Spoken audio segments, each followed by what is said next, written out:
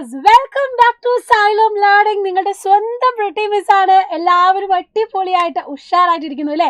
അപ്പോൾ ക്ലാസ്സസ് ഒക്കെ നല്ല രീതിയിൽ നമ്മൾ കണ്ടുപോകുന്നുണ്ട്. അതും ബേസിക് സയൻസിൽ നമ്മൾ കണ്ടു. നമ്മുടെ first chapter life mysteries in little chambers എന്ന് പറഞ്ഞ വളരെ കുഞ്ഞു ചാപ്റ്ററാണ്. പക്ഷേ കുറേ കാര്യങ്ങൾ നമുക്ക് ഈ ഒരു പാഠഭാഗത്ത് പഠിക്കാനുമുണ്ട് അല്ലേ?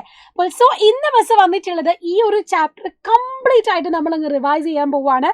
അതിൽ ഇമ്പോർട്ടൻറ്റ് പോയിന്റ്സുകൾ എവിടെയൊക്കെയാണ് നമ്മൾ കൂടുതലായിട്ട് ശ്രദ്ധിക്കേണ്ടത്, ഓരോ പോയിന്റ്സും ഈ ചാപ്റ്റർ കംപ്ലീറ്റ് ആണ് നിങ്ങൾ ഈ ഒരു വളരെ കൂടുതൽ സമയം കൊണ്ട് അതും ഒരൊറ്റ വീഡിയോയിലൂടെ പഠിക്കാൻ പോകുന്നത്. എല്ലാ മക്കളും എന്ത് ചെയ്യുക, നമ്മുടെ വീഡിയോ കംപ്ലീറ്റ് ആയിട്ട് കാണുക. നിങ്ങൾ എന്ത് ചെയ്യണം, നിങ്ങളുടെ ഫ്രണ്ട്സിനും ഒക്കെ എന്ത് ചെയ്യണം, ഇത് ഷെയർ ചെയ്യണം.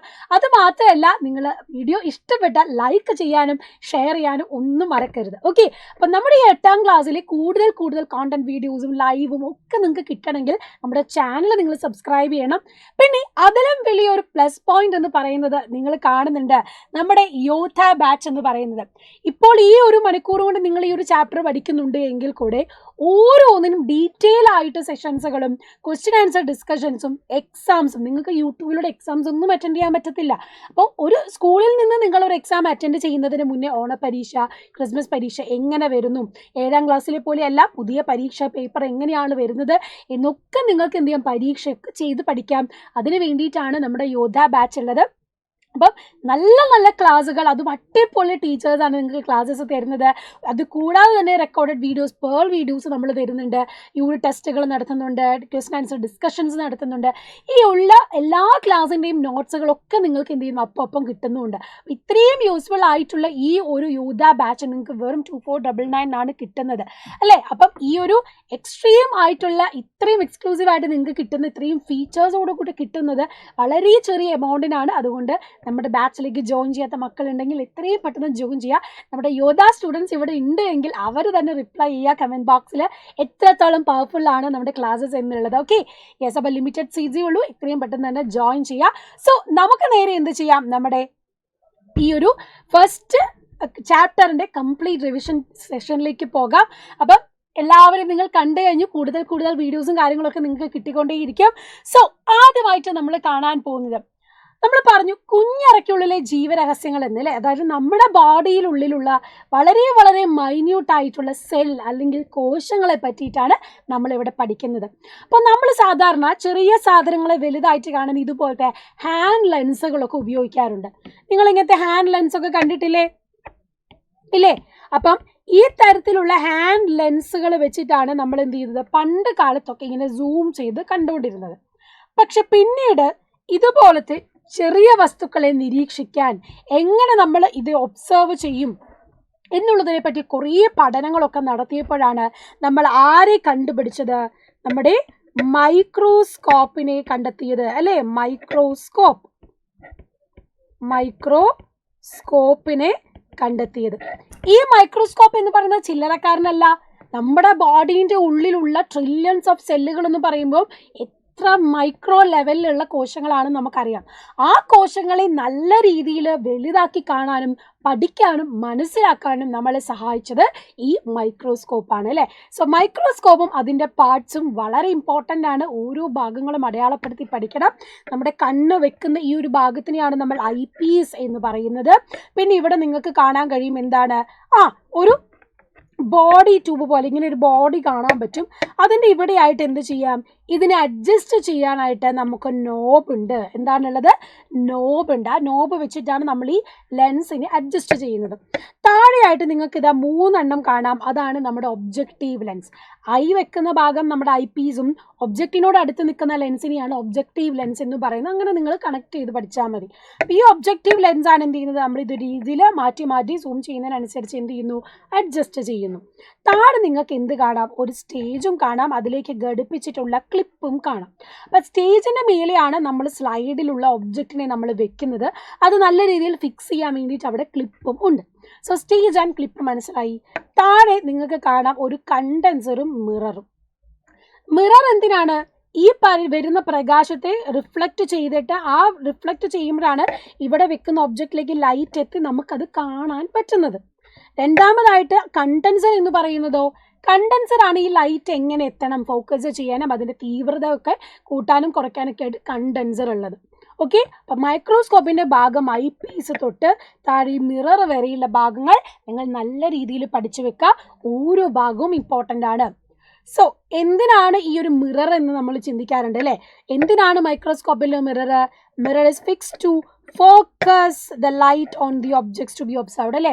ലൈറ്റ് നല്ല രീതിയിൽ ഫോക്കസ് ചെയ്തിട്ട് ആ ഒബ്ജക്റ്റിനെ അല്ലെങ്കിൽ ആ വസ്തുവിനെ നല്ല രീതിയിൽ പ്രകാശത്തെ പ്രതിഫലിച്ച് കേന്ദ്രീകരിച്ച് കാണാൻ നമ്മളെ സഹായിക്കുന്നത് ഈ ഒരു മിററാണ്. സോ ആ പോയിന്റ് ഇമ്പോർട്ടൻ്റ് ആയിട്ട് ഓർത്ത് വെക്കാം. കണ്ടൻസർ എന്തിനാണെന്ന് നമ്മൾ പറഞ്ഞു. Use to collect and focus the light from illuminator on to the specimen. നമ്മൾ കാണുന്ന സ്പെസിമെനിലേക്ക് ലൈറ്റിനെ ശേഖരിച്ച് അത് കറക്റ്റ് ഫോക്കസ് ചെയ്ത് എത്തിക്കാനും കണ്ടൻസർ നമ്മളെ സഹായിക്കുന്നു. അപ്പം മിസ് പറഞ്ഞ കാര്യങ്ങൾ തന്നെ നമ്മളിപ്പോൾ കണ്ടു. ഒന്നിൽ കൂടുതൽ ലെൻസ് അല്ലേ? ഒബ്ജക്റ്റീവ് ലെൻസ് ഉണ്ട്, നമ്മുടെ ഐ പീസിൻ്റെ താഴെ ഒബ്ജക്റ്റീവ് ലെൻസിൽ പല ടൈപ്പ് നിങ്ങൾക്ക് കാണാൻ പറ്റും. ആ പല ടൈപ്പ് ലെൻസുകൾ ചേരുന്നതുകൊണ്ട് തന്നെ നമ്മൾ അതിനെ കോമ്പൗണ്ട് മൈക്രോസ്കോപ്പ് എന്നാണ് പറയുക. അതായത് ഒന്നിൽ കൂടുതൽ ലെൻസ് ഉപയോഗിക്കുന്നതിനെയാണ് നമ്മൾ എന്ത് പറയുന്നത്? കോമ്പൗണ്ട് ലെൻസ് എന്ന് പറയുന്നത്. ഓക്കെ, അപ്പോൾ ഇവിടെ നമുക്ക് എന്ത് പറയാം? കോമ്പൗണ്ട് മൈക്രോസ്കോപ്പ് എന്ന് പറയാം. Compound microscope. അപ്പോൾ കോമ്പൗണ്ട് മൈക്രോസ്കോപ്പ് നമ്മൾ കണ്ടു കഴിഞ്ഞു. ഇതല്ലാതെ ഇലക്ട്രോണുകൾ ഉപയോഗിച്ചുകൊണ്ട് നമ്മൾ പ്രകാശത്തിന് പകരം ഇലക്ട്രോണുകൾ ഉപയോഗിച്ചുകൊണ്ടാണ് കാണുന്നത് എങ്കിൽ അതിനെയാണ് നമ്മൾ ഇലക്ട്രോൺ മൈക്രോസ്കോപ്പ് എന്ന് പറയുന്നത്. എന്താണ് ഇലക്ട്രോൺ മൈക്രോസ്കോപ്പ് എന്ന് പറയുന്നത്? അപ്പം കോമ്പൗണ്ട് മൈക്രോസ്കോപ്പും ഉണ്ട്, കോമ്പൗണ്ട് മൈക്രോസ്കോപ്പും ഉണ്ട്,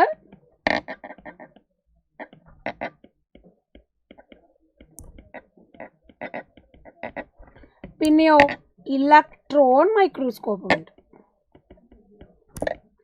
electron microscope. Okay, electron microscope. Ready? So compound മൈക്രോസ്കോപ്പും ഇലക്ട്രോൺ മൈക്രോസ്കോപ്പും നിങ്ങൾക്ക് മനസ്സിലായിട്ടുണ്ടല്ലോ. ഇലക്ട്രോൺ മൈക്രോസ്കോപ്പിൽ ഇലക്ട്രോണുകൾ ഉപയോഗിച്ചുകൊണ്ടാണ്. അപ്പോൾ ഇലക്ട്രോൺ മൈക്രോസ്കോപ്പിൽ നമുക്ക് എന്ത് ചെയ്യാൻ പറ്റുന്നുണ്ട്? കുറേ ഇരട്ടി, അതായത് 10,000 അല്ലെങ്കിൽ ലക്ഷക്കണക്കിന് ഇരട്ടി വലുപ്പത്തിൽ നമുക്ക് സ്പെസിമെനെ കാണാൻ പറ്റും. കോമ്പൗണ്ട് മൈക്രോസ്കോപ്പിൽ ഏകദേശം ഒരു 2000 മടങ്ങൊക്കെ നമുക്ക് സൂം ചെയ്ത് കാണാൻ പറ്റുന്നുള്ളൂ. ഇനി ഇവിടെ പഠിക്കേണ്ട മറ്റൊരു പ്രധാനപ്പെട്ട ടേമാണ് മാഗ്നിഫിക്കേഷൻ പവർ അല്ലെങ്കിൽ ആവർത്തന ശേഷി എന്ന് പറയുന്നത്. എന്താണ് magnification power? Magnification power of objective lens R marked as 10x and 45x. അതായത് ഇവിടെ നിങ്ങൾക്ക് കാണാൻ കഴിയും ഐ പീസും ഒബ്ജക്റ്റീവ് ലെൻസും നമ്മൾ കണ്ടില്ലേ? ആ ഐ പീസും ഒബ്ജക്റ്റീവ് ലെൻസും ഈ പറയുന്ന ഐ പീസിലും അതുപോലെ തന്നെ ഒബ്ജക്റ്റീവിലുമുള്ള സംഖ്യകളുടെ ഗുണനഫലത്തെയാണ് നമ്മൾ മൈക്രോസ്കോപ്പിൻ്റെ മാഗ്നിഫിക്കേഷൻ പവർ എന്ന് പറയുന്നത്. അതായത് ഇവിടെ നമ്മൾ മൈക്രോസ്കോപ്പ് കണ്ടു. ഈ മൈക്രോസ്കോപ്പിൻ്റെ ഐ പീസിലും ഒരു നമ്പർ ഉണ്ട്, നമ്മുടെ ഒബ്ജക്റ്റീവ് ലെൻസിലും ഒരു നമ്പർ ഉണ്ട്. അപ്പോൾ ഇവിടെ അത് 10x ആണ് എങ്കിൽ ഇവിടെയും 10x ആണ് എങ്കിൽ 10 × 10 100x ആയിരിക്കും എന്ത്? ഈ മൈക്രോസ്കോപ്പിൻ്റെ മാഗ്നിഫിക്കേഷൻ പവർ എന്ന് പറയുന്നത്. ക്ലിയർ ആയോ? അപ്പം ഐ പീസിൻ്റെയും ഒബ്ജക്റ്റീവ് ലെൻസിൻ്റെയും തമ്മിലുള്ള ഗുണനഫലത്തെയാണ് നമ്മൾ എന്ത് പറയുന്നത്? മാഗ്നിഫിക്കേഷൻ പവർ എന്ന് പറയുന്നത്. സോ 10x ഒബ്ജക്റ്റീവും 10x ഐ പീസും ആണെങ്കിൽ 100x, 4xും 10x ആണെങ്കിൽ 40x. അപ്പം മാഗ്നിഫിക്കേഷൻ പവർ ഗുണനഫലമാണ് എന്ന് മനസ്സിലാക്കി വെക്കാം. ഇനി അത് കഴിഞ്ഞാൽ നമുക്ക് പഠിക്കാനുള്ളത് എങ്ങനെയാണ് ഒരു സ്പെസിമെൻ പ്രിപ്പയർ ചെയ്യുക, അല്ലെങ്കിൽ നമുക്ക് നിരീക്ഷിക്കാനുള്ള വസ്തു എങ്ങനെ പ്രിപ്പയർ ചെയ്യണമെന്നാണ്. അതിന് വേണ്ടിയിട്ട് നമുക്കിവിടെ ഉണ്ടാവും വാച്ച് ഗ്ലാസും പെട്രി ഡിഷും ഒക്കെ കാണാൻ കഴിയും അല്ലേ? അപ്പം ഇതുപോലെ റൗണ്ട് ആയിട്ടുള്ള ഒരു വാച്ച് ഗ്ലാസ് ഉണ്ടാകും. അതല്ലാതെ ഇതുപോലെ ഒരു പെട്രി ഡിഷ് നിങ്ങൾക്ക് കാണാം. പെട്രി ഡിഷും വാച്ച് ഗ്ലാസും. ഓക്കെ, അപ്പോൾ ഈ കാണുന്ന പെട്രി ഡിഷിൽ നിങ്ങൾ കണ്ട ഒരു വെള്ളം എടുത്തു. ആ വെള്ളത്തിലേക്ക് നമ്മൾ എന്ത് ചെയ്തു? ഒരു മെറ്റീരിയൽ ഇട്ടു. ഇപ്പോൾ നമ്മുടെ കയ്യിൽ ഒരു ചെറിയ തണ്ടിൻ്റെ ഭാഗമാണെന്ന് വിചാരിക്കുക, അതല്ലെങ്കിൽ ഒരു റൂട്ട് വേരിൻ്റെ ഭാഗമാണെങ്കിൽ അത് നമ്മൾ ആദ്യം തന്നെ ആ വെള്ളത്തിലേക്ക് ഇട്ടു. എന്നിട്ട് എന്ത് ചെയ്തു? Take thin cross sections of the material. നിരീക്ഷിക്കാനുള്ള വസ്തുവിൻ്റെ കുറുകെയുള്ള നേർത്ത ഛേദങ്ങൾ നമ്മൾ എടുക്കും. ഇങ്ങനെ ചെറിയ ചെറിയ ഛേദങ്ങൾ നമ്മൾ എടുക്കുകയാണ്. അതിനുശേഷം എന്ത് ചെയ്യാണ്? ഈ ഛേദങ്ങളെ ഒരു ബ്രഷ് ഉപയോഗിച്ച് നമ്മൾ അതിനെ എന്ത് ചെയ്യുന്നു? മറ്റ് ഫസ്റ്റ് ഈ ഗ്ലാസ്സിൽ അല്ലെങ്കിൽ നമ്മുടെ വാച്ച് ഗ്ലാസ്സിലുള്ള വെള്ളത്തിലേക്ക് വെച്ചു. അതിനുശേഷം എന്ത് ചെയ്യുന്നു, ഏറ്റവും കട്ടി കുറഞ്ഞതും പൂർണ്ണമായതും ഏറ്റവും നല്ല വൃത്തിയിൽ മുറിച്ച് കിട്ടിയ സെക്ഷൻസ് ഉണ്ട്, അതായത് മുറിഞ്ഞൊന്നും പോവാതെ നല്ല കംപ്ലീറ്റ് ആയിട്ട് പൂർണ്ണമായിട്ടുള്ളത്, ആ സെക്ഷനെ നമ്മൾ എന്ത് ചെയ്യുന്നു, വാച്ച് ഗ്ലാസ്സിൽ നമ്മൾ വെച്ചിട്ടുള്ള സ്റ്റേഡിലേക്ക് ഇടുന്നു. അപ്പം എന്ത് കിട്ടും, ആ പറയുന്ന ഒബ്സർവേഷൻ അല്ലെങ്കിൽ ആ പറയുന്ന മെറ്റീരിയലിലേക്ക് സ്റ്റെയിൻ ചെയ്യാൻ നമുക്ക് പറ്റും. അങ്ങനെ തിന്നസ്റ്റ് ആൻഡ് കംപ്ലീറ്റ് സെക്ഷൻസിനെ നമ്മൾ സ്റ്റെയിൻ ചെയ്യുന്നു. ആൻഡ് സ്റ്റെയിൻ ചെയ്യാൻ അവിടെ വെച്ച് കഴിഞ്ഞാൽ നമ്മൾ എന്ത് ചെയ്യുന്നു, ഒരു ഗ്ലാസ് റോഡ് അല്ലെങ്കിൽ നമ്മുടെ ഒരു സ്ലൈഡ് എടുക്കുകയാണ്. ഇതുപോലത്തെ സ്ക്വയർ ഒരു റെക്റ്റാങ്കിൾ സ്ലൈഡ് ഉണ്ടാകും. ആ സ്ലൈഡ് എടുത്തിട്ട് 1 or 2 drops ഓഫ് ഗ്ലിസറിൻ നമ്മൾ ഒഴിക്കുകയാണ്. എന്തിനാ ഗ്ലിസറിൻ ഒഴിക്കുന്നത്? ഗ്ലിസറിൻ ഒഴിക്കുന്ന മറ്റൊന്നുമല്ല, നമ്മുടെ ഈ സ്പെസിമെൻ്റെ ഉള്ളിലുള്ള വെള്ളം ഒന്നും നഷ്ടപ്പെട്ടു പോവാതെ സ്പെസിമെൻ ഡ്രൈ ആവാതിരിക്കാൻ വേണ്ടിയിട്ടാണ് നമ്മൾ എന്ത് ചെയ്യുന്നത്, ഗ്ലിസറിൻ ആഡ് ചെയ്യുന്നത്. അപ്പോൾ ഈ ഗ്ലിസറിൻ സ്ലൈഡിലേക്ക് വെക്കുന്നു. എന്നിട്ടോ നിറം പിടിച്ച ചെയ്തത്തെ ശുദ്ധജലത്തിൽ കഴുകിയ ശേഷം സ്ലൈഡിലെ ഗ്ലിസറിലേക്ക് വെക്കുന്നു. നമ്മൾ സ്റ്റെയിൻ ചെയ്തിട്ടുള്ള മെറ്റീരിയൽ ഉണ്ടല്ലോ, അതിനെ ഒന്നും കൂടെ വെള്ളത്തിലിട്ടിട്ട് ഒന്ന് വാഷ് ചെയ്തിട്ട് എന്ത് ചെയ്യുന്നു, നമ്മൾ ഈ ഗ്ലിസറിൻ ഒഴിച്ച ആ ഡ്രോപ്പിലേക്ക് നമ്മുടെ സ്പെസിമെനെ വെക്കുന്നു. എന്നിട്ട് നമ്മൾ ആഡ് ചെയ്യുന്ന എന്താണ്, ഒരു കവറിങ് സ്ലിപ്പ് അല്ലേ, ഒരു കവർ ഗ്ലാസ് എന്ത് ചെയ്യുന്നു, അതിൻ്റെ മേലേക്ക് എയർ ബബിൾ ഒന്നും വീഴാതെ പ്ലേസ് ചെയ്തിട്ട് അതിൻ്റെ മേലേക്ക് വെക്കുന്നു. എന്നിട്ട് എന്ത് ചെയ്യുന്നു, wipe out the excessive glycerin. ആ ഗ്ലാസ് സ്ലൈഡ് മേലേക്ക് വെക്കുമ്പോൾ എന്ത് സംഭവിക്കുന്നു, എക്സസ് ആയിട്ട് പുറത്തോട്ട് ഗ്ലിസറിൻ വരും. അതൊക്കെ നമ്മൾ എന്ത് ചെയ്യുന്നു, ടിഷ്യൂ ഉപയോഗിച്ചിട്ട് വൈപ്പ് ചെയ്യുന്നു. എന്നിട്ട് നമുക്ക് നേരെ മൈക്രോസ്കോപ്പിലേക്ക് വെച്ചിട്ട് ഒബ്സർവ് ചെയ്യാൻ പറ്റും. അങ്ങനെ ഒബ്സർവ് ചെയ്യുമ്പോൾ നമ്മുടെ ഒബ്ജക്റ്റീവ് ലെൻസിൽ 10x ഇടുമ്പോൾ നമുക്ക് ഈ ഒരു ഫിഗറും 45x ഇടുമ്പോൾ ഇത്രയും സൂമായിട്ടും നമുക്ക് കാണാൻ പറ്റും. അപ്പോൾ ഈ രീതിയിലാണ് നമുക്ക് കാണേണ്ട ഒബ്സർവേഷൻ മെറ്റീരിയൽ നമ്മൾ നിരീക്ഷിക്കുന്നതും അത് കാണുന്നതും. പിന്നെ അതിന് ഈ ഒരു പരീക്ഷണം നമ്മൾ ചെയ്യുമ്പോൾ അതിൻ്റെ എയിം എന്തായിരുന്നു, നമ്മുടെ ലക്ഷ്യം എന്നും, പിന്നെ എന്തൊക്കെ സാധനങ്ങൾ യൂസ് ചെയ്തു, എന്തായിരുന്നു പ്രൊസീജിയർ, നമ്മൾ ചെയ്ത പ്രവർത്തന രീതി എന്താണ്, അതിൽ നിന്ന് നമ്മുടെ നിഗമനം എന്താണ് എന്നൊക്കെ വ്യക്തമായിട്ട് നമുക്ക് എഴുതാവുന്നതാണ്. അപ്പോൾ ഈ രീതിയിലാണ് എന്ത് ചെയ്യുന്നത്, നമ്മളൊരു സ്പെസിമെൻ ഉണ്ടാക്കിയെടുക്കുന്ന അല്ലെങ്കിൽ ആ ഒരു ഒബ്സർവേഷൻ നിരീക്ഷണ വസ്തു തയ്യാറാക്കുന്ന വിധം, അത് ഓർഡർ പഠിച്ചു വെക്കാം. അപ്പം മൈക്രോസ്കോപ്പിലൂടെ നോക്കുമ്പോൾ ഒരു സ്റ്റെമ്മും അല്ലെങ്കിൽ റൂട്ടൊക്കെ നമുക്കിത് ഇതുപോലെ കാണാൻ കഴിയും. മനസ്സിലായോ? ഓക്കെ. അപ്പം നിരീക്ഷണ വസ്തു തയ്യാറാക്കുന്നതിൻ്റെ ഭാഗങ്ങളും ഒക്കെ നിങ്ങൾക്ക് കാണാൻ കഴിയും. അപ്പം ഇതുപോലെ സെല്ലിൻ്റെ ഉള്ളിൽ നമുക്കിങ്ങനെ കാണാൻ പറ്റും. ഇതേപോലെ പണ്ട് സയൻറ്റിസ്റ്റുകൾ എന്ത് ചെയ്തു, ഇങ്ങനെ പഠനങ്ങൾ നടത്തിയ സമയത്ത് മൈക്രോസ്കോപ്പൊക്കെ കണ്ടുപിടിക്കുന്ന സമയത്ത് എന്ത് ചെയ്തു, നമ്മുടെ ഈ മരത്തിൽ നിന്ന് കിട്ടിയ പുറംതൊലിയില്ലേ, നമ്മുടെ ബാർക്ക് ഉണ്ടല്ലോ, കട്ടിയുള്ള ബാർക്കില്ലേ, ആ ബാർക്കിൻ്റെ ഒരു ഭാഗം എടുത്തിട്ട് ഇതുപോലെ നോക്കിയപ്പോൾ നമ്മുടെ സയൻറ്റിസ്റ്റുകൾ കണ്ടോ, ഇതുപോലെ ചെറിയ അറകളാണ് കണ്ടത്. ചെറിയ ചെറിയ അറകൾ അല്ലെങ്കിൽ ഹോളോ ആയിട്ടുള്ള ഭാഗം കണ്ടു. അപ്പോൾ കോശത്തെ ഇങ്ങനെ കണ്ട് അല്ലെങ്കിൽ ഈ ഒരു ഭാഗം ഒരു കോശമാണെന്ന് തോന്നുന്നു, അല്ലെങ്കിൽ ഇതാണ് നമ്മുടെ ബോഡിയിലൊക്കെ കാണുന്ന സാധനം എന്ന് മനസ്സിലാക്കിയത് ആരാണ്, നമ്മുടെ റോബർട്ട് ഹുക്കാണ്. So cell was observed by Robert Hooke. ആദ്യമായി കോശത്തെ നിരീക്ഷിച്ചത് ആരാണ്, നമ്മുടെ റോബർട്ട് ഹുക്കാണ്. അത് പഠിച്ചു വെക്കുക. പിന്നീട് പല ശാസ്ത്രജ്ഞന്മാരും പലതിനെ കുറിച്ചും പഠിച്ചു. അങ്ങനെ സെല്ലിൻ്റെ ഉള്ളിലുള്ള പലതും സയൻറ്റിസ്റ്റുകൾ ഇങ്ങനെ കണ്ടെത്തിക്കൊണ്ടിരുന്നു. ഓക്കെ. അപ്പം സെല്ല് കണ്ടുപിടിച്ചു, പിന്നെ ന്യൂക്ലിയസ് കണ്ടുപിടിച്ചു, പിന്നെ എന്ത് ചെയ്തു, പ്ലാൻ സെല്ല് കണ്ടുപിടിച്ചു, അതുപോലെ തന്നെ ആനിമൽ സെല്ല് കണ്ടുപിടിച്ചു. ഓക്കെ. കോശത്തെ ആദ്യമായി നിരീക്ഷിച്ചത് റോബർട്ട് ഹുക്കാണെന്ന് പറഞ്ഞു. പിന്നീട് ഉള്ള ശാസ്ത്രജ്ഞന്മാർ മർമ്മം കണ്ടുപിടിച്ചു, സസ്യകോശം കണ്ടുപിടിച്ചു, അതുപോലെ തന്നെ ജന്തുകോശം കണ്ടുപിടിച്ചു. എങ്ങനെയാണെന്ന് നോക്കാം. ന്യൂക്ലിയസ് അല്ലെങ്കിൽ മർമ്മം ആദ്യമായിട്ട് കണ്ടെത്തിയതാരാ, നമ്മുടെ റോബർട്ട് ബ്രൗൺ ആണ്. സെല്ല് ആദ്യം നിരീക്ഷിച്ചത് റോബർട്ട് ഹുക്കായിരുന്നു. മർമ്മം അല്ലെങ്കിൽ ന്യൂക്ലിയസ് കണ്ടുപിടിച്ചത് റോബർട്ട് ബ്രൗൺ. പിന്നെ പ്ലാൻ സെല്ല് കണ്ടുപിടിച്ചത് ആരാ, നമ്മുടെ MG ഷ്ലീഡൻ ആണ്. ഇതൊക്കെ ശാസ്ത്രജ്ഞന്മാരുടെ പേര് മനസ്സിലാക്കി വെക്കുക. സസ്യവും കോശങ്ങൾ കൊണ്ട് നിർമ്മിതമാണ് എന്ന് കണ്ടെത്തിയത് MG ഷ്ലീഡൻ ആണ്. പിന്നെയോ ആനിമൽ സെല്ല്, ജന്തുകോശവും കണ്ടുപിടിച്ചത് ആരാണ്, തിയോഡസ് ഷ്വാൻ ആണ് അല്ലേ. തിയോഡസ് ഷ്വാൻ ആണ് ജന്തുകോശം കണ്ടെത്തിയത്. പിന്നെയോ cells develop from pre existing cell, അതായത് ഒരു കോശമുണ്ട്, അത് ഡിവൈഡ് ചെയ്തിട്ട് പുതിയ കോശങ്ങളാണ് ഉണ്ടാകുന്നത്, അല്ലെങ്കിൽ കോശങ്ങൾ തനിയല്ല മുന്നേ ഉണ്ടായിരുന്ന ഒരു കോശങ്ങളിൽ നിന്നാണ് ഉണ്ടാക്കിയത് എന്ന് കണ്ടുപിടിച്ചത് ആരാണ്, നമ്മുടെ റുഡോൾഫ് വിർഷോ ആണ്. നിലവിലുള്ള കോശങ്ങളിൽ നിന്ന് മാത്രമേ പുതിയ കോശങ്ങൾ ഉണ്ടാകൂ എന്ന് കണ്ടുപിടിച്ചത് ആരാണ്? റുഡോൾഫ് വിർഷോ ആണ്. അപ്പം ഇത്തരത്തിൽ സയൻറ്റിസ്റ്റുകളുടെ പേര് ഓർത്ത് വെക്കുക. റോബർട്ട് ബ്രൗൺ ആണ് 1831 കണ്ടുപിടിച്ചത്. MG Schleiden 1838, Theodor Schwann 1839, Rudolf Virchow 1858. ഇവരുടെ കണ്ടുപിടുത്തങ്ങൾ എന്താണ് എന്ന് നല്ല രീതിയിൽ പഠിച്ചു വെക്കുക. മാച്ച് ദ ഫോളോയിങ് ആയിട്ടും ഫില്ലിംഗ് ദ ബ്ലാങ്ക്സ് ഒക്കെ ആയിട്ട് ക്വസ്റ്റ്യൻസ് വരുന്നതാണ്. ഓക്കെ, അപ്പം സെൽ ഡിവിഷൻ, കോശ വിഭജനം എങ്ങനെ നടക്കുന്നു, അല്ലെങ്കിൽ ഒരു കോശം ഉണ്ടാവുന്നത് മുന്നേ ഒരു കോശം വിഭജിച്ചാണ് എന്ന് റുഡോൾഫ് വിർഷോ ആണ് അത് കണ്ടെത്തിയത്. ഓക്കെ, മറന്നു പോകൂലല്ലോ. ഓരോ ഭാഗങ്ങളും കണ്ടെത്തിയത് മനസ്സിലാക്കി വെക്കാം. ഇതിൽ നിന്ന് നമ്മുടെ സെൽ തിയറി അല്ലെങ്കിൽ കോശ സിദ്ധാന്തം കണ്ടെത്തി. അതാരൊക്കെയാണെന്ന് അറിയോ? സസ്യകോശം കണ്ടുപിടിച്ച MG ശ്രീഡനും ആനിമൽസ് അല്ലെങ്കിൽ ജന്തുകോശം കണ്ടുപിടിച്ച തിയോഡർ ഷ്വാനും. ഇവർ രണ്ടുപേരും കൂടെ ചേർന്നിട്ടാണ് സെൽ തിയറി അല്ലെങ്കിൽ കോശ സിദ്ധാന്തം മുന്നോട്ട് വെച്ചത്. അതായത് it was formulated by MG Schleiden and Theodor Schwann findings of various scientist. പലവരുടെയും കണ്ടുപിടുത്തങ്ങൾ ചേർത്ത് വെച്ചുകൊണ്ടാണ് ഇവർ ഈ കോശ സിദ്ധാന്തം ഉണ്ടാക്കിയത്. അതും ഈ ഒരു 2 പോയിന്റാണ് അവർ മുന്നോട്ട് വെച്ചത്. എന്തായിരുന്നു ആ point? The body of all organism is made up of cell. എല്ലാ ജീവജാലങ്ങളും ഉണ്ടാക്കിയിരിക്കുന്നത് കോശങ്ങൾ കൊണ്ടാണ്. രണ്ടാമത്തേതോ cells are structural and functional unit of organism. എല്ലാ ജീവികളുടെയും അടിസ്ഥാന ഘടകം എന്ന് പറയുന്നത് കോശമാണ് എന്നും ഈ കോശ സിദ്ധാന്തത്തിൽ അവർ മുന്നോട്ട് വെച്ചു.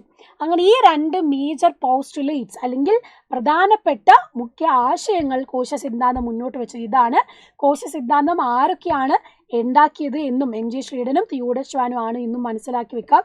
ഇതൊരു 2 അല്ലെങ്കിൽ 3 മാർക്കിൻ്റെ ചോദ്യമാണ് ഇവിടെ ഉള്ളത്. ഓക്കെ, അപ്പോൾ ഇത് നല്ല രീതിയിൽ തന്നെ പഠിക്കേണ്ടതാണ്. ഇനി what are the functions of cell? ഒരു കോശം എടുക്കുമ്പോൾ അതിൻ്റെ പ്രധാന ധർമ്മങ്ങൾ എന്തൊക്കെയാണ് എന്ന് നമ്മൾ അറിഞ്ഞിരിക്കണം. വേണ്ടേ? എന്തൊക്കെയാണ് അതിൻ്റെ ധർമ്മങ്ങൾ? ഒന്നാമത്തേത് റെസിസ്റ്റ് ഫോറിൻ പാർട്ടിക്കിൾസ്. എന്താണ്? അന്യവസ്തുക്കളെ പ്രതിരോധിക്കുന്നു, അല്ലേ? നമ്മുടെ ബോഡിയിൽ ഒരു ബാക്ടീരിയ വൈറസ് ഒക്കെ വരുമ്പോൾ നമ്മുടെ ബോഡിയിൽ പ്രതിരോധിക്കാൻ നമ്മുടെ കോശമാണ് നമ്മളെ സഹായിക്കുന്നത്. രണ്ടാമത്തേതോ പോഷകങ്ങളിൽ നിന്ന് ഊർജം റിലീസ് ചെയ്യുന്നു, അല്ലേ? എനർജി പ്രൊഡ്യൂസ് ചെയ്യുന്നു. നമ്മുടെ ഓക്സിജനും ഗ്ലൂക്കോസും ഒക്കെ എത്തിക്കഴിയുമ്പോൾ അതിൽ നിന്ന് എനർജി ഉണ്ടാക്കുന്നതും നമ്മുടെ സെല്ലിൽ നിന്ന് തന്നെയാണ്. മൂന്നാമത്തേതോ സിന്തസിസ് ഓഫ് ബയോമോളിക്യൂൾസ്. അതായത് എന്ത് ചെയ്യുന്നു? ജൈവ തന്മാത്രകൾ നിർമ്മിക്കുന്നു. നമുക്ക് വേണ്ട പ്രോട്ടീൻസ്, DNA, RNA, അതുപോലെ തന്നെ മറ്റു വേണ്ട എൻസൈംസ്, ഇതൊക്കെ എവിടെ നിന്ന് ഉണ്ടാക്കുന്നത്? നമ്മുടെ സെല്ലിൻ്റെ ഉള്ളിൽ നിന്നാണ്. ഇത്തരത്തിലുള്ള ജൈവ തന്മാത്രകൾ ഉണ്ടാക്കുന്നതും നമ്മുടെ ഈ ഒരു കോശത്തിൽ നിന്നാണ്. സോ ഫങ്ഷൻസ് ഓഫ് സെൽസും കോശങ്ങളുടെ ധർമ്മവും പഠിച്ചു വെക്കുക. 3 പോയിന്റ്സേ ഉള്ളൂ. 3 പോയിന്റ്സ് ഈ ഓർത്ത് പഠിച്ചാൽ മതി. അന്യവസ്തുക്കളെ നമ്മളെ ഡിഫെൻഡ് ചെയ്യുന്നു, അല്ലേ? ഡിഫെൻഡ് ചെയ്യുന്നുണ്ട്. അതുപോലെ തന്നെ എന്ത് സംഭവിക്കുന്നു? നമുക്ക് വേണ്ട എനർജി പ്രൊഡ്യൂസ് ചെയ്യുന്നുണ്ട്. പിന്നെയോ ജൈവ തന്മാത്രകൾ നിർമ്മിക്കുന്നു. ഓക്കെ, ഇനി നമ്മൾ പഠിക്കാൻ പോകുന്നത് നമ്മുടെ പ്ലാന്റ് സെല്ലിൽ എന്തൊക്കെയുണ്ട്, പ്ലാന്റ് സെല്ലിൻ്റെ വിവിധ ഭാഗങ്ങൾ എന്തൊക്കെയാണ് എന്നാണ്. നമുക്കറിയാം, ഒരു സസ്യകോശം എടുക്കുമ്പോൾ നമ്മൾ ആദ്യം തന്നെ പഠിച്ചിരുന്നു അതിനൊരു സെൽ വോൾ അല്ലെങ്കിൽ കോശ ഭിത്തി ഉണ്ട്. പിന്നെ അതിനൊരു മർമ്മം, ന്യൂക്ലിയസ് ഉണ്ട്. ഇതിന് സെൽ വോളിന് തൊട്ട് പുറമെ തന്നെ സെൽ മെംബ്രെയിൻ, കോശസ്തരമുണ്ട്. പിന്നെ പലതരത്തിലുള്ള സെൽ ഓർഗനൽസ് അല്ലെങ്കിൽ കോശാംഗങ്ങളുണ്ട്. അപ്പോൾ ഈ കോശാംഗങ്ങൾ പഠിക്കുന്നതിന് മുന്നേ കോശാംഗങ്ങൾ സ്ഥിതി ചെയ്യുന്നത് എവിടെയാ? നമ്മുടെ സൈറ്റോപ്ലാസം, കോശദ്രവ്യത്തിലല്ലേ? അപ്പം നിങ്ങൾ ആലോചിക്കണം, നമുക്ക് ഈ ഒരു സെല്ല് ഉണ്ട് എങ്കിൽ ആ സെല്ലിനെ ചുറ്റും കവർ ചെയ്യുന്നതാണ് എന്ത്? നമ്മുടെ സെൽ മെംബ്രെയിൻ അല്ലെങ്കിൽ നമ്മുടെ കോശസ്തരം. ആനിമൽ സെല്ലിൽ കോശസ്തരമാണ്. പ്ലാന്റ് സെല്ലിൽ അതിന് പുറത്തൊരു സെൽ വോളും കൂടിയുണ്ട്. അപ്പോൾ സെല്ലെടുക്കുന്ന സമയത്ത് ഈ സെൽ മെംബ്രെയിൻ ഉണ്ടല്ലോ, കോശസ്തരം, ആ കോശസ്തരത്തിനുള്ളിൽ ന്യൂക്ലിയസ് അല്ലെങ്കിൽ മർമ്മമുണ്ടല്ലോ. യെസ്. അപ്പം ഈ കോശസ്തരത്തിൻ്റെ ഉള്ളിലുള്ള കംപ്ലീറ്റ് ഭാഗത്തിനെയാണ് നമ്മൾ എന്ത് പറയുന്നത്? പ്രോട്ടോപ്ലാസം എന്ന് പറയുന്നത്. ഓക്കെ, ഈ കോശത്തിൻ്റെ ഉള്ളിലുള്ള കോശസ്തരത്തിനുള്ളിലുള്ള കംപ്ലീറ്റ് ഭാഗത്തിനെ നമ്മൾ എന്ത് പറയുന്നു? പ്രോട്ടോപ്ലാസം അല്ലെങ്കിൽ ജീവദ്രവ്യം എന്ന് പറയുന്നു. ഇനി നേരെ മറിച്ച് ഈ ന്യൂക്ലിയസിന് പുറമേയുള്ള ഭാഗം, ഓക്കെ, ന്യൂക്ലിയസിന് പുറമേയുള്ള ഭാഗം, അതായത് പ്രോട്ടോപ്ലാസം അല്ലെങ്കിൽ ജീവദ്രവ്യത്തിൻ്റെ ഉള്ളിൽ ന്യൂക്ലിയസ് ഒഴികെയുള്ള ഭാഗത്തിനെ നമ്മൾ എന്ത് പറയുന്നു? സൈറ്റോപ്ലാസം അല്ലെങ്കിൽ കോശദ്രവ്യം എന്ന് പറയുന്നു. അതായത് മെസ്സി ബ്ലൂ ഷെയ്ഡിൽ മാർക്ക് ചെയ്തതാണ് എന്ത്? സൈറ്റോപ്ലാസം. ഈ ബ്ലൂ ഷെയ്ഡും ന്യൂക്ലിയസും കൂടെ ചേരുന്ന ഭാഗത്തിനെയാണ് നമ്മൾ പ്രോട്ടോപ്ലാസം അല്ലെങ്കിൽ ജീവദ്രവ്യം എന്ന് പറയുന്നത്. ആ ഒരു ഭാഗം നിങ്ങൾ മനസ്സിലാക്കി വെക്കാം. പിന്നെ കഴിഞ്ഞിട്ടില്ല, ഈ സൈറ്റോപ്ലാസം അല്ലെങ്കിൽ കോശദ്രവ്യം ഉണ്ടല്ലോ, ഇതിൻ്റെ ഉള്ളിൽ ഇങ്ങനെ ലിക്വിഡായിട്ട് കിടക്കുകയാണ്, അല്ലെങ്കിൽ ഒരു മെട്രിക്സ് പോലെ. അതിൻ്റെ ഉള്ളിൽ പലതരത്തിലുള്ള സെൽ ഓർഗനൽസ് നമുക്ക് പഠിക്കാനുണ്ട്. പ്രോട്ടോപ്ലാസം എന്താണെന്നും സൈറ്റോപ്ലാസം എന്താണെന്നും നമ്മൾ കണ്ടു കഴിഞ്ഞു. ഈ സൈറ്റോപ്ലാസത്തിൻ്റെ ഉള്ളിലാണ് വിവിധ തരത്തിലുള്ള സെൽ ഓർഗനൽസ്, എന്താണ് സെൽ ഓർഗനൽസ് ഉള്ളത്, അല്ലെങ്കിൽ കോശാംഗങ്ങൾ. ഓക്കെ, സെൽ ഓർഗനൽസ് അല്ലെങ്കിൽ കോശാംഗങ്ങൾ സ്ഥിതി ചെയ്യുന്നത്. നമുക്ക് മൈറ്റോകോൺട്രിയ പഠിക്കാനുണ്ട്, ഗോൾഗി കോംപ്ലക്സ് പഠിക്കാനുണ്ട്, എൻഡോപ്ലാസ്മിക് റെട്ടിക്കുലം പഠിക്കാനുണ്ട്, റൈബോസോമും വാക്യൂൾ അല്ലെങ്കിൽ ഫേനം പഠിക്കാനുണ്ട്. അപ്പോൾ ഒരു പ്ലാന്റ് സെൽ ആയിക്കോട്ടെ ആനിമൽ സെൽ ആയിക്കോട്ടെ അവിടെയൊക്കെയുള്ള പ്രധാനപ്പെട്ട ആൾക്കാരാണ് ഒന്ന് മൈറ്റോകോൺട്രിയ. മൈറ്റോകോൺട്രിയ നിങ്ങൾ ആലോചിക്കുമ്പം ഇത്രയും ഓർത്താൽ മതി, അതെന്താണ്, power house of the cell അല്ലേ.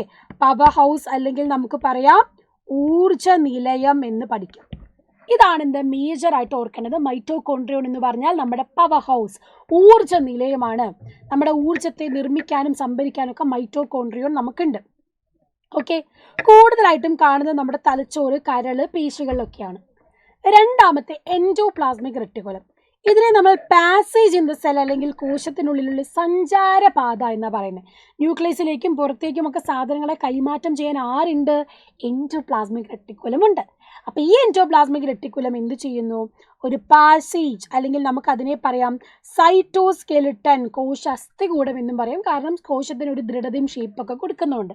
സോ പാസേജ് ഓഫ് ദ സെല്ലാണ്, സഞ്ചാരപാതയാണ്, സൈറ്റോസ്കെലിട്ടൻ, കോശ അസ്ഥികൂടം എന്നും അറിയപ്പെടുന്നു. മൂന്നാമത്തെ ആള് നമ്മുടെ റൈബോസോം. ബലൂൺ വീർപ്പിച്ച് വെച്ച പോലെ ഇങ്ങനെ ഇരിക്കുന്ന റൈബോസോമിന്റെ പ്രത്യേകത എന്താണ്, പ്രോട്ടീൻ സിന്തസിസ് അല്ലേ. വളരെ ഇമ്പോർട്ടൻ്റ് ആയിട്ടുള്ള പോയിന്റ് ആണ്.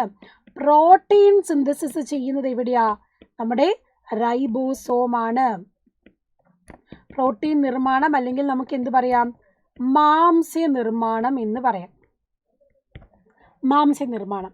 ആൻഡ് ഇവരെന്താണ് എൻഡോപ്ലാസ്മിക് റെട്ടിക്കുലത്തിലും കാണാം, അതല്ലാതെ നമ്മൾ ഈ പറഞ്ഞ സൈറ്റോപ്ലാസത്തിൽ ഇങ്ങനെ കടുകുമണി വെതറിയ പോലെയും കാണാം. അപ്പം സൈറ്റോപ്ലാസത്തിൽ ഫ്രീ ആയിട്ടുമുണ്ട്, എൻഡോപ്ലാസ്മിക് റെട്ടിക്കുലത്തിൽ നമുക്കിവരെ കാണാൻ പറ്റും. പിന്നെ ഉള്ളത് ആരാ, നമ്മുടെ വാക്യൂൾ അല്ലെങ്കിൽ ഫേനം. ഇത് വലിയതായിട്ട് കാണുന്നത് നമ്മുടെ സസ്യകോശത്തിൽ പ്ലാന്റ് സെല്ലിലാണ്. ആനിമൽ സെല്ലിൽ ഉണ്ടെങ്കിലും ചിലപ്പം ഉണ്ടാവാറില്ല, ഉണ്ടെങ്കിൽ തന്നെ വളരെ ചെറുതായിട്ടേ നമ്മൾ കാണുകയുള്ളൂ. സോ ഇവരുടെ ഈ ഒരു മെംബ്രെയിൻ കവറിംഗ് ഉണ്ട്, ഫേനത്തിന് ഈ ഒരു മെംബ്രെയിൻ കവറിംഗ് ഉണ്ട്. അതിനെ നമ്മൾ പറയുന്നതാണ് ടോണോപ്ലാസ്റ്റ്. എന്താണ്, ടോണോപ്ലാസ്റ്റ്. അപ്പം ടോണോപ്ലാസ്റ്റ് സ്ഥിരം വരുന്ന ഒരു ചോദ്യമാണ്, പഠിച്ചു വെക്കണം ടോണോപ്ലാസ്റ്റ് എന്നുള്ളത്. പിന്നെ രണ്ടാമത്തേതോ, stores water, salt, excretory materials, etc. Collect cell secretions like enzymes, hormones, mucus, etc. in small vesicles seen in plenty in glandular cell. അല്ലേ, ജലം അതുപോലെ ലവണങ്ങൾ, വിസർജ്യ വസ്തുക്കൾ എന്നിവ എന്ത് ചെയ്യുന്നു, സംഭരിച്ചു വെക്കുന്നു. ഇതാണ് ആരുടെ ധർമ്മം, വാക്യൂൾ അല്ലെങ്കിൽ ഫേനത്തിന്റെ ധർമ്മം. കഴിഞ്ഞിട്ടില്ല, നമ്മുടെ ഗോൾജി കോംപ്ലക്സ് ഉണ്ട് അല്ലേ. ഗോൾജി കോംപ്ലക്സ് എന്ന് പറയുമ്പോഴോ, ഗോൾജി കോംപ്ലക്സ് ആണ് നമ്മുടെ എൻസൈംസ്, ഹോർമോൺസ്, മ്യൂക്കസ്, അതായത് നമ്മുടെ ശരീരത്തിന് വേണ്ടി പ്രവർത്തിക്കുന്ന എൻസൈമുകളും ഹോർമോൺസുകളും അതുപോലെ തന്നെ കുറച്ച് സെക്രീഷൻസ് ഒക്കെ ഉണ്ടാക്കുന്നത് ഈ ഗോൾജി കോംപ്ലക്സിലാണ്. അതുകൊണ്ട് തന്നെ ഇവരെ ഗ്രന്ഥി കോശങ്ങൾ, നമ്മളെ ഗ്ലാൻഡൽ സെൽസിലൊക്കെയാണ് ഇവരെ കാണുന്നത്. ഇത്രയും സെൽ ഓർഗനൽസ് ആണ് നമ്മൾ പൊതുവായിട്ട് പഠിക്കുന്നത്. ഇതിൻ്റെ ഫങ്ഷൻ, ഇത് എവിടെയൊക്കെ കാണപ്പെടുന്നു എന്നുള്ളത് അറിഞ്ഞു വെച്ചാൽ മതി. ചിത്രം മറന്നു പോയത് ഓരോന്നിൻ്റെ ഫിഗേഴ്സും വളരെ ഇമ്പോർട്ടൻ്റ് ആണ് കേട്ടോ. അപ്പം മൈറ്റോകോൺട്രിയ നമ്മൾ പറഞ്ഞു കഴിഞ്ഞു, power house of the cell അല്ലേ, പവർ ഹൗസ് ഓഫ് ദ സെല്ലാണ്. എന്താണ് നമ്മൾ പറഞ്ഞു, ഊർജ നിലയമാണ്. റൈബോസോം നമ്മൾ പറഞ്ഞു എന്താണ്, മാംസ്യ നിർമ്മാണം, പ്രോട്ടീൻ സിന്തസിസ് ആണ്. ഗോൾജി കോംപ്ലക്സ് എന്ന് പറയുന്നത് എന്തിനാണ്, സെക്രീഷൻസും അതുപോലെ എൻസൈംസും ഒക്കെ പ്രൊഡ്യൂസ് ചെയ്യാൻ വേണ്ടിയിട്ടാണ്. അവരെ സാക്കുകളാക്കിയിട്ട് കൊണ്ടുപോകുന്നു അല്ലേ. എൻസൈം, ഹോർമോൺസ് ഇവരൊക്കെ കൊണ്ടുപോകാൻ സഹായിക്കുന്നു. പിന്നെ വാക്യൂളിൻ്റെ മെംബ്രെയിൻ നമ്മൾ പറഞ്ഞു ടോണോപ്ലാസ്റ്റ് ആണ് അല്ലേ, ടോണോപ്ലാസ്റ്റ് ആണ്. സൈറ്റോസ്കെലിട്ടൺ ഓഫ് സെൽ നമ്മൾ പറഞ്ഞു എൻഡോപ്ലാസ്മിക് റെട്ടിക്കുലമാണ്, എൻഡോപ്ലാസ്മിക് റെട്ടിക്കുലമാണ്. ക്ലിയർ അല്ലേ? യെസ്. അപ്പോൾ ഓരോ കോശാംഗങ്ങൾ, അവയുടെ ധർമ്മം, പ്രത്യേകതകളൊക്കെ മിസ് ഇവിടെ കൊടുത്തിട്ടുണ്ട്. അത് ഇമ്പോർട്ടൻ്റ് ആയിട്ട് തന്നെ നോട്ട് ചെയ്ത് വെക്കുക കേട്ടോ.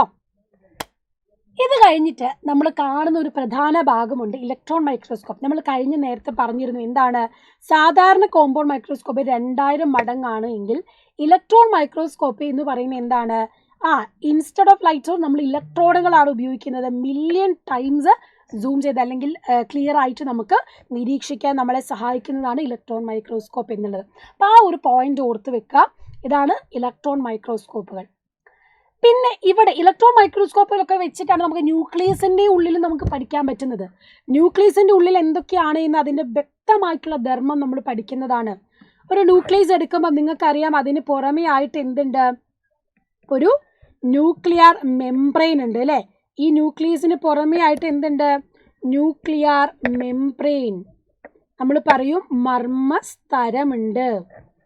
ഇനി ഇവിടെ സുഷിരങ്ങൾ കാണാം, അതിനെയാണ് നമ്മൾ ന്യൂക്ലിയർ പോർ എന്ന് പറയുന്നത് അല്ലേ. എന്താ പറയുന്നത്, മർമ്മരന്ധ്രം എന്ന് പറയുന്നു. മർമ്മസ്തരം നമ്മൾ പറഞ്ഞു, ന്യൂക്ലിയർ മെംബ്രെയിൻ. ഇവിടെ ന്യൂക്ലിയർ പോർ മർമ്മരന്ധ്രമുണ്ട് എന്ന് പറഞ്ഞു. പിന്നെയോ ഇവിടെ നിങ്ങൾക്ക് കാണാം എന്ത്, ക്രൊമാറ്റിൻ ജാലിക കാണാം. ഈ ത്രെഡ് പോലെ കാണുന്നതാണ് നമ്മുടെ ക്രൊമാറ്റിൻ റെട്ടിക്കുലം അല്ലെങ്കിൽ ക്രൊമാറ്റിൻ ജാലിക. ക്രൊമാറ്റിൻ ജാലിക എന്ന് പറയുന്നത്. സെൻറ്ററിലായിട്ട് നിങ്ങൾ കാണുന്നതാണ് എന്ത്, നമ്മുടെ ന്യൂക്ലിയോലസ് അല്ലെങ്കിൽ മർമ്മകം അല്ലേ. ന്യൂക്ലിയോലസ് അല്ലെങ്കിൽ മർമ്മകം നിങ്ങൾ കാണുന്നുണ്ട്. അതുപോലെ തന്നെ ഇതിൻ്റെ ഉള്ളിലുള്ള ഒരു ഫ്ലൂയിഡ് ഉണ്ടല്ലോ, ആ ഫ്ലൂയിഡിനെ നമ്മൾ പറയും, ഇത് ക്രൊമാറ്റിൻ ജാലിക. ഈ ഫ്ലൂയിഡിനെ നമ്മൾ എന്ത് പറയുന്നു, ന്യൂക്ലിയോപ്ലാസം എന്ന് പറയുന്നു, മർമ്മദ്രവ്യം. ഇങ്ങനെ ന്യൂക്ലിയസിന്റെ വിവിധ ഭാഗങ്ങളും നമുക്ക് പഠിക്കാനുണ്ട്. അപ്പം നമുക്കറിയാം മർമ്മത്തിൻ്റെ ഉള്ളിലെ ദ്രാവക ഭാഗത്തിനെയാണ് നമ്മൾ മർമ്മദ്രവ്യം അല്ലെങ്കിൽ ന്യൂക്ലിയോപ്ലാസം എന്ന് പറയുന്നത്. ഈ മർമ്മത്തെ ആവരണം ചെയ്യുന്ന പാളിയാണ് ന്യൂക്ലിയർ മെംബ്രെയിൻ അല്ലെങ്കിൽ മർമ്മസ്തരം. മർമ്മദ്രവ്യത്തിൻ്റെ ഉള്ളിൽ വലക്കണികൾ, അതായത് ജീനുകളൊക്കെ കാണുന്ന ഭാഗമാണ് എന്ത്, ക്രൊമാറ്റിൻ ജാലിക. മർമ്മരന്ധ്രം, ന്യൂക്ലിയർ പോർ നിങ്ങൾക്ക് കാണാം, ന്യൂക്ലിയസിൻ്റെ ഉള്ളിലേക്കും പുറത്തോട്ടുമായിട്ട് സാധനങ്ങൾ കൈമാറ്റം ചെയ്യപ്പെടാൻ വേണ്ടിയിട്ട്. ആൻഡ് മർമ്മകം എന്താണ്, അതിൻ്റെ ഉള്ളിലും കാണുന്ന സെൻറ്റർ പോർഷൻ അല്ലേ, അവിടെയാണ് റൈബോസോം ഉണ്ടാക്കപ്പെടുന്നത്. ആ പോയിന്റ് ഇമ്പോർട്ടൻ്റ് ആണ്.